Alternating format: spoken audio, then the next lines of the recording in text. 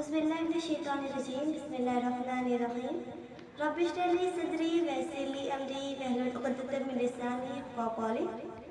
बस दफ़ा ऐसा होता है कि लोग हमारे बारे में ऐसी बातें बनाते हैं जो कि हमारे अंदर नहीं पाई जाती हैं और हम उससे बहुत गमगीन हो जाते हैं, हम रंजीदा हो जाते हैं, लेकिन हमें गमगीन नहीं होना चाहिए।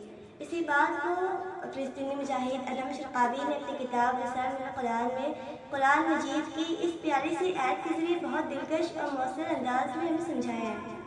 औज़ुबिल्लाहि मिनश्शैतानिर्रजीम बिस्मिल्लाहिर्रहमानिर्रहीम फ़ला यहज़ुनक क़ौलुहुम।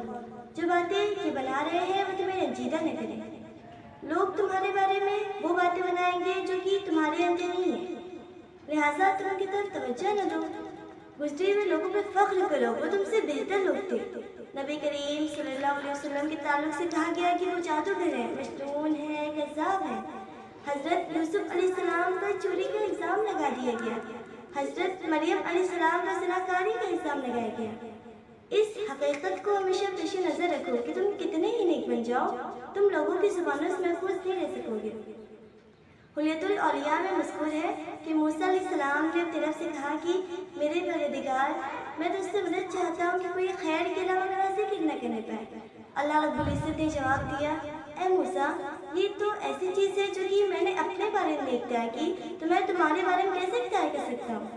लोगों ने यहाँ तक कह दिया कि अल्लाह ताला को बीवी और बच्चे हैं। क्या तुम ऐसे लोगों की बातों से महफूज रहना चाहते